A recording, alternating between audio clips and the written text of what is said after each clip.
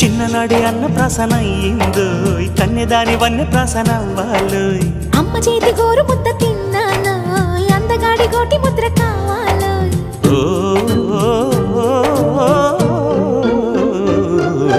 కాస్త నన్ను నువ్వు నిన్ను నేను కోరుకుంటే కోరుకున్న చోట నువ్వు నేను చేరుకుంటే చేరుకున్న చోట ఉన్న దీపం మారుతుంటే ఆరుతున్న వేళ కన్నె కాలు జారుతుంటే